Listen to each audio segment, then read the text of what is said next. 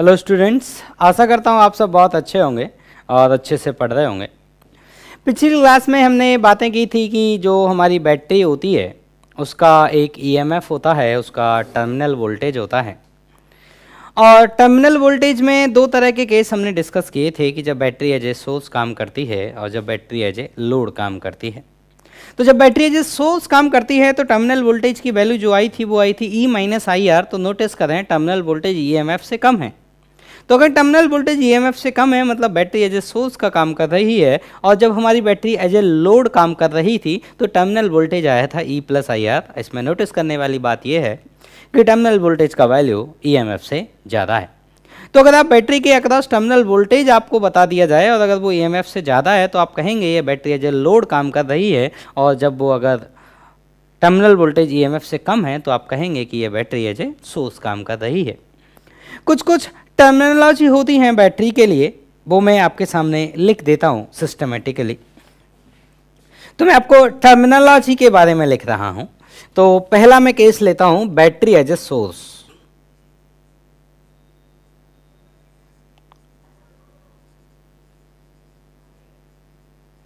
आप बोलेंगे sir battery as a load कब होती है? तो जब आपका मोबाइल चार्ज होता है तो आपकी बैटरी चार्ज होती है, तब बैटरी एज ए लोड काम करती है, बैटरी एनर्जी स्टोर करती है।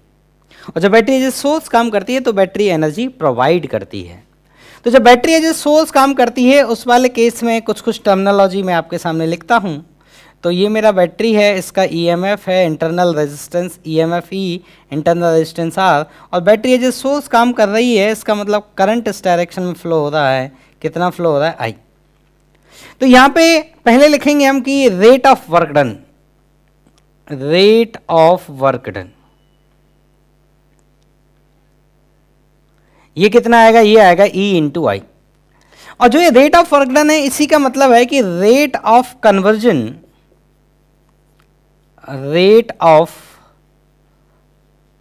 Conversion of chemical energy, rate of conversion of chemical energy into electrical energy।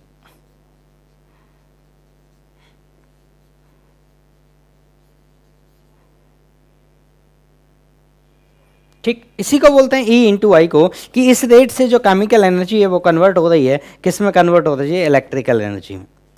अब जो बैटरी के अंदर जो इंटरनल रेजिस्टेंस है वो इंटरनल रेजिस्टेंस, अब देखिए जो रेजिस्टेंस होता है वो हमेशा सराउंडिंग को एनर्जी फेंकता है। रेजिस्टेंस में जब चार्ज फ्लो होता है हमेशा उसकी पोटेंशियल एनर्जी कम होती है और काइनेटिक एनर्जी नहीं बढ़ती है। तो हम रेजिस्टर के बारे में एक कॉमन लाइन बोला करेंगे कि रेजिस्टेंस एनर्जी की बर्बादी करता है, रेजिस्टेंस सराउंडिंग को एनर्जी देता है, रेजिस्टेंस एनर्जी सराउंडिंग में फेंकता है। तो जो रेजिस्टेंस है, जो कंडक्टिंग वायर है, वो एनर्जी फेंकता है सराउंडिंग के लिए, तो उसको बोलते हैं एनर्जी लॉस या फिर ओहमिक लॉस, या फिर रेजिस्टेंस ने रेजिस्टेंस की पावर, रेजिस्टेंस की पावर मतलब रेजिस्टेंस कभी भी एनर्जी एब्जॉर्ब नहीं करता, हमेशा रेजिस्टेंस सराउंडिंग को एनर्जी प्रोवाइड करता है ऑलवेज। तो जो आपका रेजिस्टेंस है जब वो सराउंडिंग को एनर्जी प्रोवाइड करता है, तो अगर वो रेजिस्टेंस बैटरी के अंदर है, अगर वो रेजिस्टेंस किसके अंदर है? बैटरी के अंदर है, तो वो बैटरी के अंदर का जो सराउंडिंग है उसको एनर्जी प्रोवाइड करेगा। आप देखते हैं फोन पे बात करते करते आपका मोबाइल गर्म हो जाता है, आपकी बैटरी गर्म हो जाती है, और उस गर्म होने के पीछे कारण यही है इंटरनल रेजिस्टेंस, क्योंकि जो इंटरनल रेजिस्टेंस होता है वो एनर्जी का क्या करता है? लॉस करता है। ठीक, तो यहाँ पे हम क्या लिखेंगे कि जो अंदर बैटरी के अंदर जो एनर्जी डेवलप हो रही है वो कितनी है? तो उसको लिखेंगे rate of energy development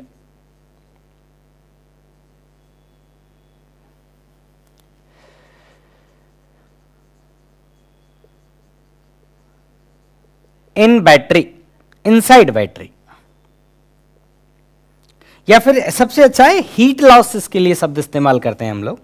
resistance जो एनर्जी का लॉस करता है उसके लिए हीट लॉस शब्द इस्तेमाल करते हैं। तो heat loss due to internal resistance,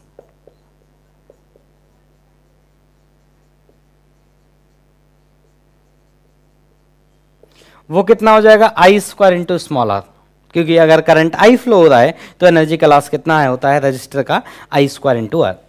तो अब मैं कह रहा हूं कि अगर ये मेरा पूरा सिस्टम जो है, बैटरी और ये रजिस्टर, अगर मैं इन दोनों की मिलाकर बात करूं तो ये दोनों सर्किट को, इसके अलावा जो पोर्शन बच गया सर्किट का, उस सर्किट को कितनी एनर्जी प्रोवाइड कर रहे हैं। ठीक, तो हम लिखेंगे energy output to the circuit.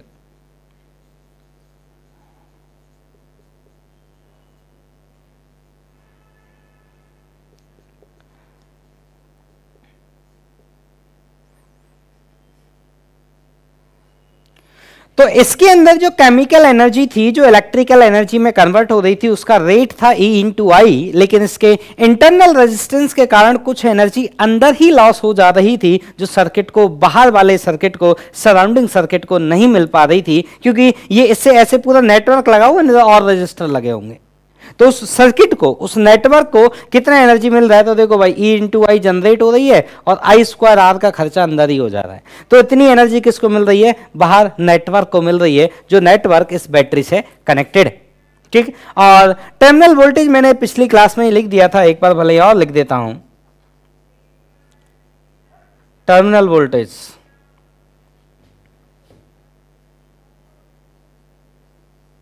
वो होता है, टर्मिनल वोल्टेज वो होता है E माइनस आई आर। लिख लीजिए इसको। तो ये टर्मिनोलॉजी है, बैटरी के बारे में कई बार पूछ ली जाती है, तो आपको ये याद होना चाहिए। और energy output of the circuit लिख दें, या फिर heat loss by the circuit, मतलब जो बाहर वाला सर्किट है बैटरी को छोड़ के। ठीक है, तो heat loss by the external circuit जो बैटरी से कनेक्टेड है, वो कितना हीट लॉस करेगा। अरे जितनी एनर्जी उसको मिलेगी उतना ही तो वो सराउंडिंग का लॉस करेगा, तो इतनी एनर्जी उसको मिल रही है तो इतना ही वो सराउंडिंग को लॉस करेगा। तो ये बैटरी एज ए सोर्स की कहानी थी। जब बैटरी एज ए लोड होती है तो उसमें हम किस तरह से बातें करेंगे, देखिए मैं लिख के दिखाता हूं, इसको हटाते हैं।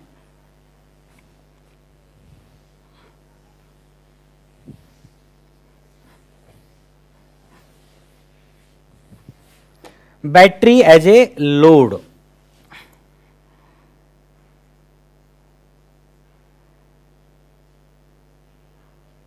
तो बैटरी एज ए लोड की अगर हम बात करें तो इसमें क्या होगा, देखिए ये आपकी बैटरी का बड़ा टर्मिनल है, ये इंटरनल रेजिस्टेंस है, और आप जानते हैं जब बैटरी एज ए लोड काम करती है तो इसमें करंट की जो डायरेक्शन है वो इस तरह से होती है,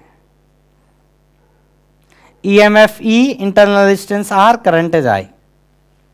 तो इस वाले केस में बैटरी आपकी सोर्स की तरह काम नहीं कर रही है, बैटरी एज ए लोड काम कर रही है, तो बैटरी एनर्जी स्टोर कर रही है, बैटरी एनर्जी दे नहीं रही है। तो rate of chemical energy storage,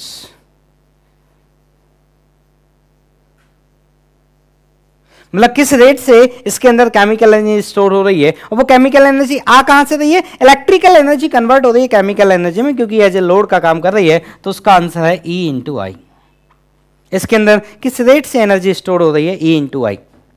और इसके अंदर एक इंटरनल रेजिस्टेंस है स्मॉल r, और रेजिस्टेंस हमेशा एनर्जी का लॉस करता है, कभी भी रेजिस्टेंस एनर्जी स्टोर नहीं करता, कभी भी सराउंडिंग से एनर्जी लेता नहीं है, वो हमेशा एनर्जी देता है, वो हमेशा ऑलवेज रेजिस्टेंस एनर्जी का लॉस। तो heat loss inside the battery, तो rate of heat loss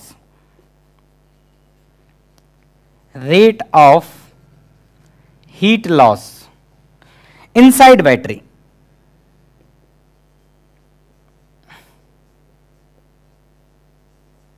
rate of heat loss inside हम बैटरी की बात करें तो वो आएगा I square into R।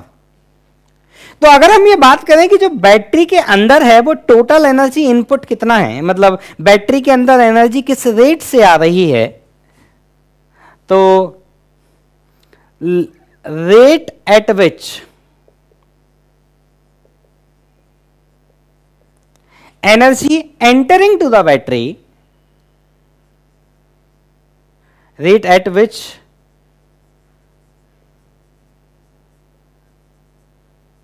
energy entering to the battery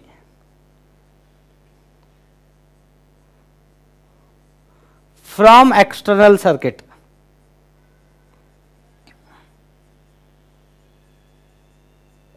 तो उसका आंसर है, देखो भाई केमिकल एनर्जी स्टोरेज के लिए चाहिए E इंटू आई, और इंटरनल रेजिस्टेंस लॉस करेगा ही करेगा, जिससे बैटरी गर्म होगी, वो होगा ई स्क्वायर आर। तो भाई देखो ई इंटू आई तो वो चाहिए, और रजिस्टर का लॉस तो आपको देना ही पड़ेगा। तो ये वो आपका इस रेट से सर्किट से ये बैटरी एनर्जी ले रही है, जिसमें से E इंटू आई ये बैटरी स्टोर कर पा रही है, और आई स्क्वायर आर ये बैटरी का जो इंटरनल रेजिस्टेंस है वो वेस्ट कर दे रहा है, दैट इज ओमिक लॉस। ठीक, तो ये वो आपका इसके बाद टर्मिनल वोल्टेज पिछली क्लास में लिखा था, इधर भी लिख देते हैं। टर्मिनल वोल्टेज की जो वैल्यू होती है वो होती है E plus I R, this is the terminal voltage across the battery. अब हम ऐसा करते हैं कि अब हम सर्किट सॉल्व करने की तरफ आगे बढ़ते हैं। हमने रजिस्टर की पावर के बारे में सीखा, हमने बैटरी के पावर के बारे में सीखा, मतलब हमने एनर्जी एनालिसिस देखा कि कौन एनर्जी कंज्यूम करेगा, कौन एनर्जी प्रोवाइड करेगा, और क्या टर्मिनोलॉजी हम यूज करेंगे।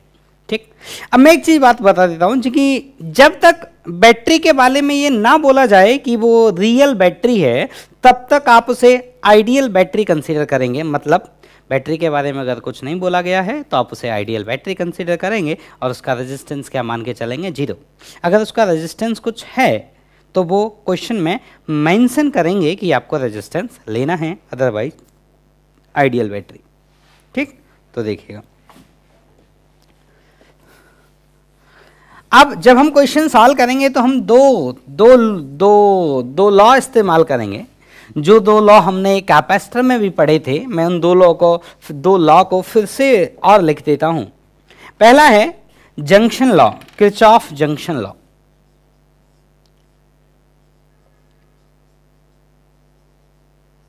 किरचॉफ जंक्शन लॉ, इसमें क्या होता है, net current coming towards a junction equal to 0।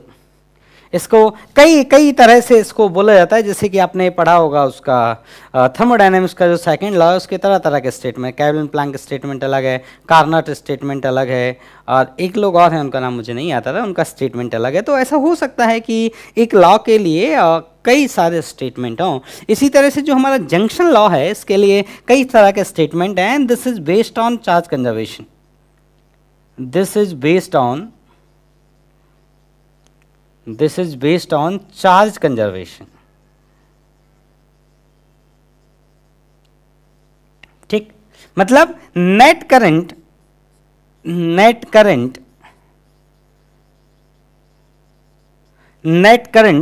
Coming towards a junction,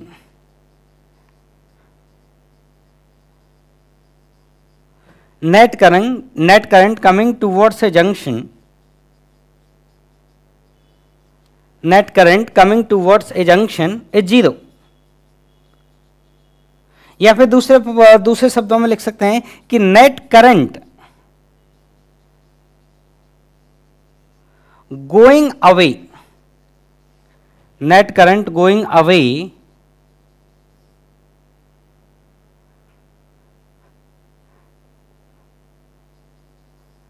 from a junction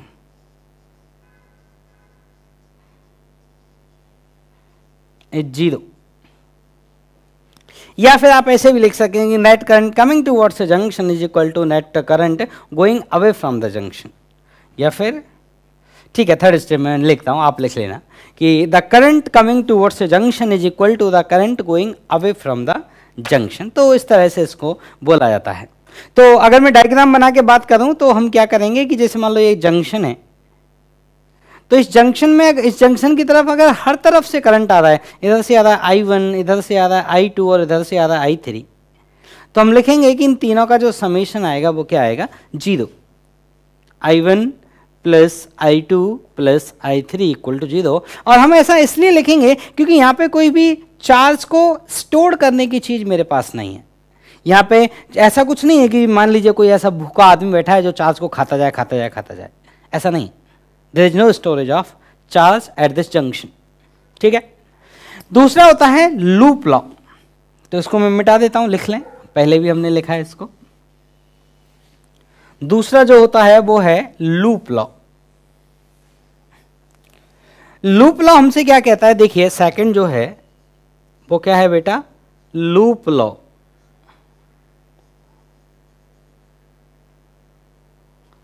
loop law हमसे ये बोलता है कि किसी भी क्लोज लूप में इंपॉर्टेंट चीज ये है कि क्लोज लूप होना चाहिए। अच्छा, this is based on energy conservation. Based on, मतलब इसके रूट में जो है, इसके सपोर्ट्स में जो है, जो कौन है, मतलब जिस पर ये लॉ खड़ा हुआ है, जिस पे, वो कौन है, वो है एनर्जी कंजर्वेशन। तो this is based on energy conservation.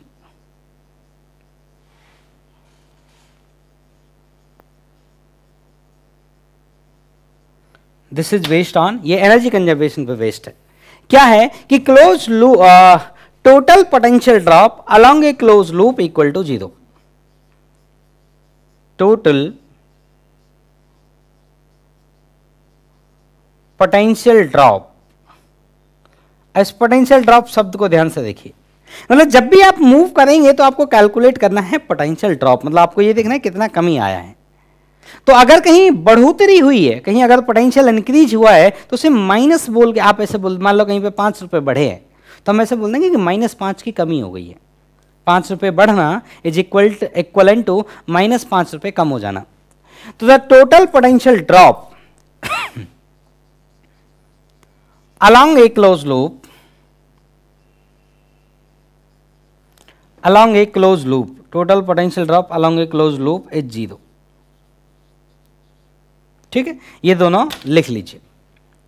अब इनको हम कैसे अप्लाई करेंगे, कैसे इनके क्वेश्चंस किए जाएंगे, मैं आपको समझाऊंगा। मैं जो मोस्टली जो मैं यूज करता हूं, मतलब 99% केसेज में मैं जंक्शन लॉ इस्तेमाल करता हूं। आप चाहें तो कोई भी लॉ इस्तेमाल कर सकते हैं, ये आपकी फ्रीडम होती है, लेकिन मैं जो जनरली इस्तेमाल करता हूं 90% क्वेश्चंस में मैं पहले कोशिश करता हूं कि जंक्शन लॉ लग जाए। अगर जंक्शन लॉ नहीं लग पा रहा है तब जाकर फिर मैं लूप लॉ पे आता हूं। ऐसा कोई वो नहीं है, मतलब बस अपनी अपनी प्रैक्टिस की आदत है, जिसकी जिस तरह की आदत है वो उस तरह के क्वेश्चन, उस तरह के लॉ से क्वेश्चन कर सकता है। ऐसा कोई अच्छा या कोई बुरा, ऐसी बात बिल्कुल नहीं है। ठीक है, तो सुनिएगा, मुझे जंक्शन लॉ थोड़ा ज़्यादा कन्वीनियंट लगता है और थोड़ा बहुत आसानी से दिख जाता है, तो होपफुली आपको भी दिख जाएगा। ठीक है, देखिए, तो सबसे पहले मैं एक सबसे सिंपल सर्किट लेता हूं, सबसे सिंपल सर्किट। सबसे पहले तो एग्जाम्पल, सबसे पहले सबसे सिंपल सर्किट, इससे सिंपल सर्किट कभी हो ही नहीं सकता। और सिंपल सर्किट यह है बेटा कि this is a resistance capital R, and this is a battery, and this is a internal resistance small r, and this is a switch, and switch is closed। EMF E है, internal resistance small r. तो जब इस switch को close कर दिया जाएगा तो इस सर्किट के अंदर एक करंट फ्लो होगा, और इस सर्किट के अंदर आपको ये मत बोलना कि स्विच क्लोज करने के तुरंत बाद बताइए। ये सभी बातें हम करेंगे जब इलेक्ट्रोमैग्नेटिक इंडक्शन पढ़ेंगे। अभी सोच रहे स्विच क्लोज कर दिया, 2-4-5 मिनट बाद बता दो कि भाई कितना करंट है, ठीक है ना। या फिर हम सोचेंगे कि जो 2-4-5 मिनट के बाद की बात है वो शुरुआत से ही है, लेकिन ऐसा होता नहीं है। इलेक्ट्रोमैग्नेटिक इंडक्शन में हम पढ़ेंगे, ठीक है। तो स्विच क्लोज कर दिया तो करंट बताइए सर्किट में कितना होगा। तो पहला क्वेश्चन है, first question, current in the circuit, current in circuit. दूसरा क्वेश्चन है टर्मिनल वोल्टेज।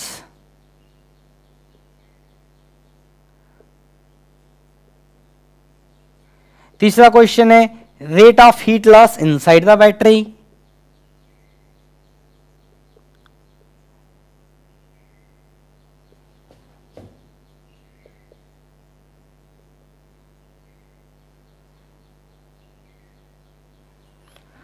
फोर्थ क्वेश्चन है रेट ऑफ हीट लॉस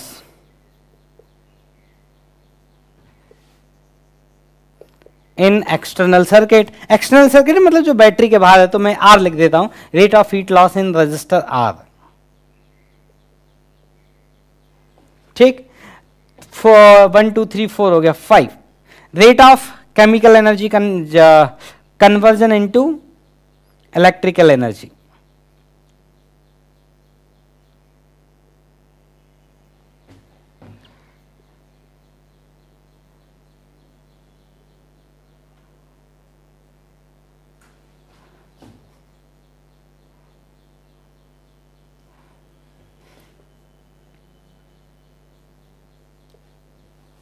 ये 4-5 क्वेश्चन जो हमें बताने हैं, तो कुल मिला के जितनी चीज़ें मैंने आपको सिखाई हैं उनको मैंने एक बार फिर क्वेश्चन के फॉर्म में ले लिया, जिससे आप उन चीज़ों को लिखना सीख जाएं। तो पहला क्वेश्चन है कि भाई सर्किट में करंट बताइए। तो करंट बताइए तो कौन सा तरीका या इस्तेमाल किया जाए, तो देखिए जब पूरा एक ही लूप बन रहा होगा, सिर्फ वन लूप, इसमें और कोई इधर उधर ब्रांच नहीं है, जब सिर्फ एक ही लूप बन रहा होगा जिसमें इधर उधर की ब्रांच है ही नहीं, तब केवीएल इस्तेमाल करेंगे, तब लूप लॉ इस्तेमाल करेंगे, किरचॉफ वोल्टेज लॉ या Kirchhoff loop law, Kirchhoff loop law. ठीक है, तो किरचॉफ लूप लॉ को केवीएल भी बोलते हैं और जंक्शन लॉ को केसीएल, किरचॉफ करंट लॉ भी बोलते हैं। तो केवीएल हम इस्तेमाल करेंगे, किरचॉफ वोल्टेज लॉ या फिर किरचॉफ लूप लॉ एक ही बात है। तो किरचॉफ लूप लॉ अप्लाई करने के लिए हम अज्यूम करेंगे कि इस सर्किट में लेट से करंट फ्लो हो रहा है I, let say I current is flowing in the circuit I. अब हमें लिखना है कि टोटल पोटेंशियल ड्रॉप का समेशन 0 आना चाहिए। मैं एक बात आपको अलग से पहले सिखा लेता हूं, जो मैं आगे हमेशा इस्तेमाल करूंगा। मैं आपसे ऐसा बोला करूंगा कि जब मैं रजिस्टर में करंट के अलोंग मूव करूंगा तो पोटेंशियल डिक्रीज होगा, और जब मैं रजिस्टर में करंट के अपोजिट मूव करूंगा तो पोटेंशियल इंक्रीज होगा।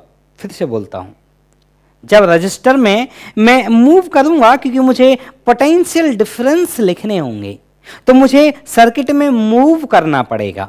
तो जब मैं रजिस्टर में करंट के अलोंग मूव करूंगा तो पोटेंशियल डिक्रीज होगा। आपको याद होना चाहिए रजिस्टर में current high potential to low potential flow होता है। या फिर इसी चीज को मैं दूसरे शब्दों में बोल रहा हूं कि जब मैं करंट के अलोंग चलूंगा तो मेरा पोटेंशियल घटेगा, और जब मैं करंट के अपोजिट चलूंगा तो मेरा पोटेंशियल बढ़ेगा। And this is only valid for the resistance. और घटने बढ़ने का जो अमाउंट है वो होगा आई इंटू दैट रेजिस्टेंस आर। ठीक, तो मैं अगर इस पॉइंट से बात करूं, मैं अगर यहां से बात करूं, तो यहां से अब मैं जाऊंगा तो मेरा पोटेंशियल घटेगा। अब मैं क्या करूंगा, जो पोटेंशियल घटेंगे उनको मैं नेगेटिव लिखूंगा और जो पोटेंशियल बढ़ेंगे उनको मैं पॉजिटिव लिखूंगा। तो मतलब मैं टोटल पोटेंशियल ड्रॉप नहीं लिख रहा, मैं टोटल पोटेंशियल इंक्रीमेंट लिख रहा हूं। जब मुझे कोई नेट फायदा नहीं हुआ तो मुझे कोई नेट लॉस भी नहीं हुआ। अगर मुझे कोई नेट फायदा नहीं हुआ दैट इज इक्वलेंट टू मुझे कोई नेट लॉस भी नहीं हुआ। ठीक, तो वही बात कह रहा हूं। तो जब नेट पोटेंशियल ड्रॉप 0 है तो नेट पोटेंशियल इंक्रीमेंट भी 0 है, तो मैं इंक्रीमेंट लिखूंगा क्योंकि ऐसे ही मेरा लिखने का आदत रहा है हमेशा से। उसमें कोई दिक्कत नहीं, क्योंकि अगर नेट फायदा नहीं हुआ तो नेट लॉस भी नहीं हुआ। तो मैं यहां से यहां तक जब चलूंगा तो मेरा पोटेंशियल घटेगा, और जब भी पोटेंशियल घटेंगे मैं उनको नेगेटिव लिखूंगा। तो यहां से यहां तक जाने में मैं यहां से चला और यहां तक पहुंच गया, मेरा पोटेंशियल घट गया, तो मैंने minus I small R plus. जब मैं यहां से यहां तक जाऊंगा तो मेरा पोटेंशियल इंक्रीज करेगा, इसलिए मैं उसको प्लस लिखूंगा। और ये मैंने बोला था कंडक्टिंग वायर हैं, ये 0 रेजिस्टेंस के वायर हैं, इनमें कोई पोटेंशियल ड्रॉप नहीं होता है। तो यहां से लेके यहां तक कोई पोटेंशियल ड्रॉप नहीं है। जब मैं यहां से यहां मूव करूंगा तो मेरा पोटेंशियल फिर से घटेगा, क्योंकि रजिस्टर में करंट के अलोंग पोटेंशियल डिक्रीज होता है। और जब मैं यहां से यहां तक चलूंगा, ये कंडक्टिंग वायर हैं, 0 रेजिस्टेंस के वायर हैं, कोई पोटेंशियल लॉस नहीं आएगा। तो this is the net potential gain and that equal to 0। अब इसको सॉल्व किया जाए, अगर इसको सॉल्व करेंगे तो आई का जो वैल्यू आएगा, इन दोनों टर्म को उधर ले जाए तो ये आएगा e upon capital are plus small r. इन दोनों टर्म को उधर ले जाइए, कॉमन लीजिए, डिवाइड लगाइए। This is the current in the circuit. अब अगर सर्किट का करंट आदमी को हाथ लग जाए ना तो आदमी फिर सारी चीज लिख सकता है। जैसे मैं लिख के दिखाता हूं आपको। पहला है कि करंट इन द सर्किट, वो हमने कैलकुलेट कर दिया। दूसरा टर्मिनल वोल्टेज। तो जब बैटरी एज ए सोर्स काम करती है, टर्मिनल वोल्टेज का जो वैल्यू होता है वो होता है ई माइनस आई आर, और जब बैटरी एज ए लोड काम करती है तो टर्मिनल वोल्टेज का वैल्यू होता है ई प्लस आई आर। हमारी बैटरी एज ए सोर्स काम कर रही है और टर्मिनल वोल्टेज पूछा गया है, तो हम जानते हैं कि टर्मिनल वोल्टेज का जो वैल्यू आएगा वो आएगा e minus i into small r. What is i? I is e into capital are plus small r. तो e minus i into e upon capital are plus small r into small r. इसको solve किया जाए तो e into capital r upon capital are plus small r. This is the terminal voltage. ठीक, लिख लें। दूसरा, rate of heat loss inside the battery. Inside the battery heat loss कौन करता है? उस बैटरी का इंटरनल रेजिस्टेंस करता है।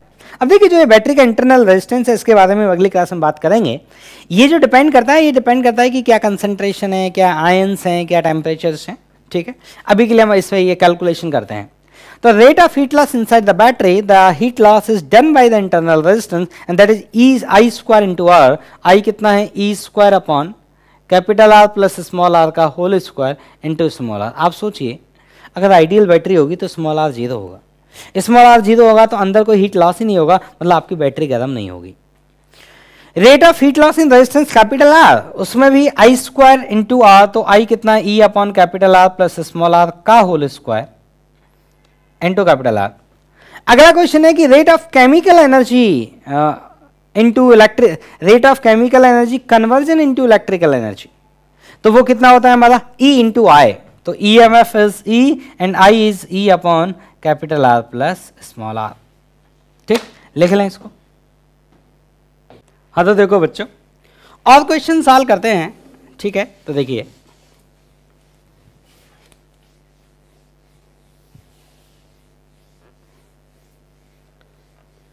जैसे मान लीजिए एक क्वेश्चन और लेते हैं कि मान लीजिए ये आपका एक बैटरी है और ये एक रेजिस्टेंस है and there is another battery and there is a resistance and there is a wire connected to this.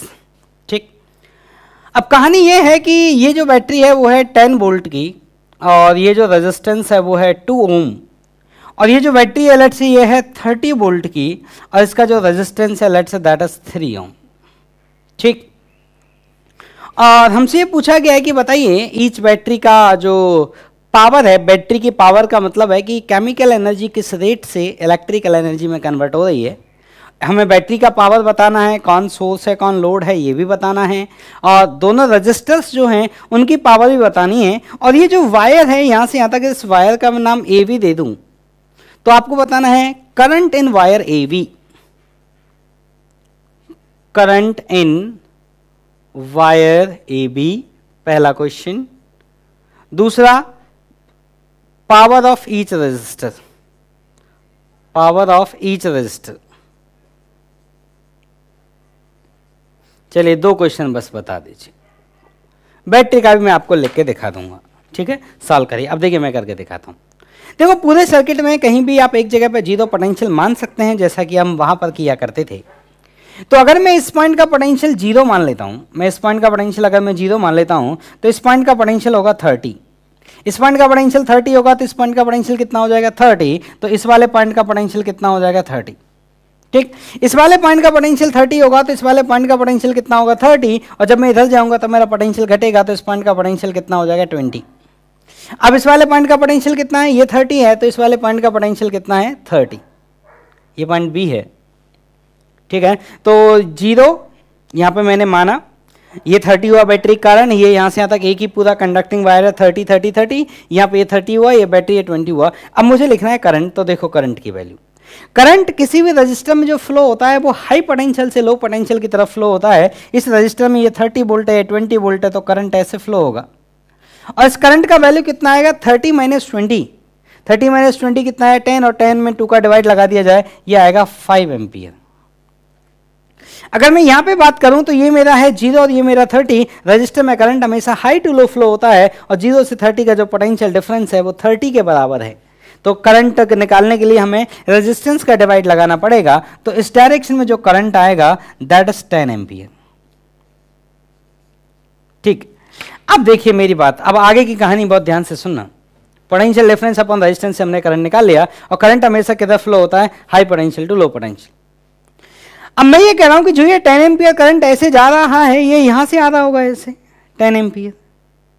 भाई इधर 10 एम्पियर जा रहा है, ये अकेला एक ही जंक्शन है तो इधर 10 एम्पियर जा रहा है तो इस वायर से 10 एम्पियर आ रहा होगा. और अगर इस वायर से 10 एम्पियर आ रहा होगा तो आप ये बताइए इस वायर से इधर कितना जा रहा है 10 एम्पियर, यहां से इधर कितना जा रहा है 5 एम्पियर. तो यहां से कितना करंट आना चाहिए 15 एम्पियर, क्योंकि जो 15 आएगा उसमें से 10 इधर चला जाएगा 5 इधर चला जाएगा. ठीक, तो आपका जो वायर ए बी है जिससे करंट की वैल्यू पूछी गई थी उसका आंसर कितना आएगा बेटा 15 एम्पियर.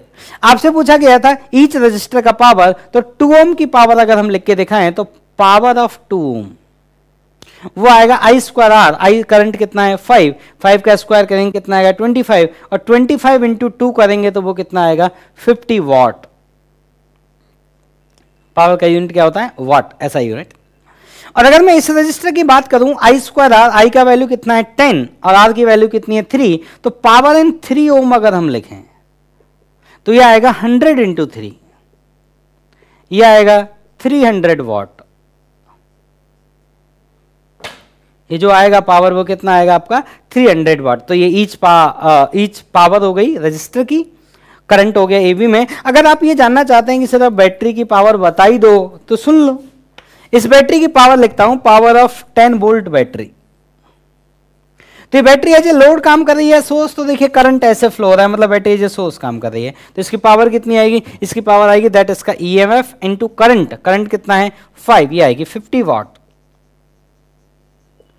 इसके लिए हम बात करें तो ये वाली हमारी जो बैटरी है इसका ईएमएफ कितना है 30 और इसका करंट जो फ्लो हो रहा है वो कितना होता है 10। तो अगर मैं इसकी पावर लिखूं 30 वाट की, 30 वोल्ट बैटरी की पावर, तो ये भी एज ए सोर्स के काम कर रही है। देखो करंट का डायरेक्शन, इसका मतलब इसका जो पावर आएगा वो आएगा 30 इंटू 10, मतलब कितना 300।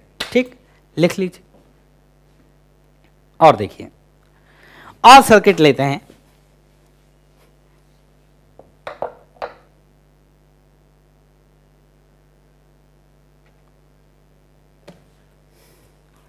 ठीक, अगला सर्किट देखिए।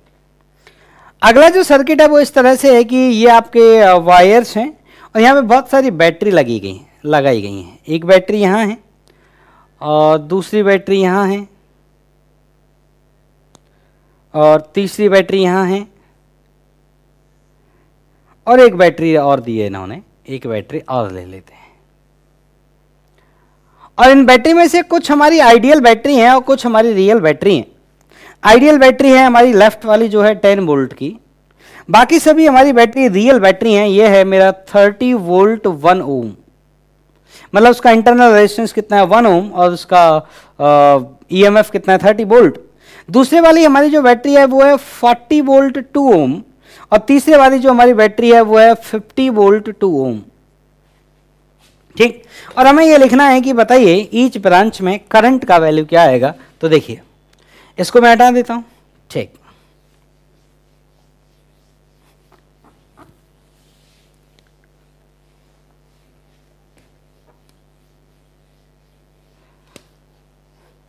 देखो बेटा, तो पहले इसको मैं सॉल्व करने लायक सर्किट बना लेता हूं। मैंने आपको बोला है कि जो बैटरी का इंटरनल रेजिस्टेंस है हम उसे सर्किट में ड्रॉ कर लेते हैं सॉल्व करने के लिए, और किसी भी डायरेक्शन में आप ड्रॉ कर सकते हैं, आपकी मर्जी है। तो मैं पहले इसको वही कॉन्फ़िगरेशन में बना लेता हूं। ठीक, सारे रजिस्टर ऐसा करते हैं, एक ही साइड बना लेना, जिधर भी बनाना हो एक ही साइड बना लेना। तो सारे में इस साइड में बना लेता हूं। दूसरे वाले का है 40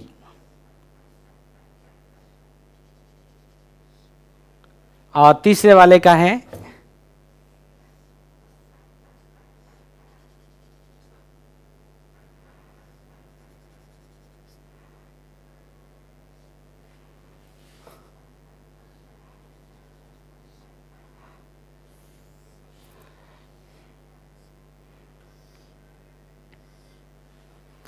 और इसमें जो बैटरी है ये है 10 वोल्ट, ये है 30 वोल्ट, रेजिस्टेंस कितना है 1 ओम, ये कितना है 40 वोल्ट, रेजिस्टेंस कितना है 2 ओम, और ये बैटरी है 50 वोल्ट, रेजिस्टेंस कितना है 2 ओम, और ये हमें सॉल्व करना है। अब देखो सॉल्व करने का तरीका बता दूं। आप ऐसा करिए, यहाँ का पोटेंशियल मान लीजिए 0, तो इन सभी पॉइंट का पोटेंशियल हो गया 0। एक पॉइंट पे आप सर्किट में पोटेंशियल 0 मान सकते हैं। 0 के बाद आप देखेंगे तो यहाँ का पोटेंशियल आया 10, इसके बाद आप यहाँ का पोटेंशियल नोटिस करेंगे वो आएगा +30, क्योंकि लो टू हाई जा रहा हूँ। यहाँ पे आएगा -40 और यहाँ पे आएगा -50। ठीक, और इस वाले पॉइंट का जो पोटेंशियल है, इस वाले पॉइंट का पोटेंशियल कितना है, ये 0 था तो ये -10 आएगा ना बेटा, ये है -10। इस वाले पॉइंट का पोटेंशियल कितना है -10, इस वाले पॉइंट का पोटेंशियल कितना है -10, और इस वाले पॉइंट का पोटेंशियल कितना है -10। अब आपको ये लिखना है कि ईच वायर में करंट कितना होगा। तो आपका पर्पज होता है कि ईच रजिस्टर के अक्रॉस आपको पोटेंशियल डिफरेंस मिल जाए, ईच रजिस्टर के अक्रॉस। तो अगर आप नोटिस करेंगे अब आपको ईच रजिस्टर के अक्रॉस पोटेंशियल डिफरेंस मिल चुका है, तो बताइए 30 में से और -10 में से कौन ज्यादा होता है? ऑफकोर्स 30 ज्यादा होता है, और डिफरेंस कितना है 40, और 1 का डिवाइड लगाएंगे तो इस ब्रांच में करंट कितना आएगा 40 एम्पियर। यहाँ है -40 और यहाँ है -10, दोनों में से कौन ज्यादा होता है? -10 ज्यादा होता है, और डिफरेंस कितना आएगा 30, और डिफरेंस 30 आएगा तो करंट कितना आ जाएगा 2 ओम 30 15 एम्पियर। -50 और -10 में से कौन ज्यादा होता है? -10 ज्यादा होता है, और कितने से ज्यादा है? 40 से ज्यादा है, तो 40 में 2 का डिवाइड लगाएंगे तो ये आ जाएगा 20।